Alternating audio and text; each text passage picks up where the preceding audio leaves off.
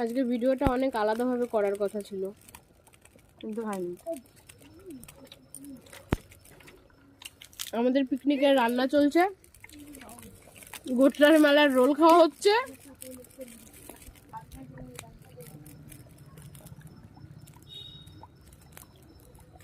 ছোটবেলার ফিলিং, ছোটবেলায় এরকম পিকনিক করতাম আমরা, মানে একটু ধোয়া ধোয়া গন্ধ, ডিমের ঝোলের ভাত হতো।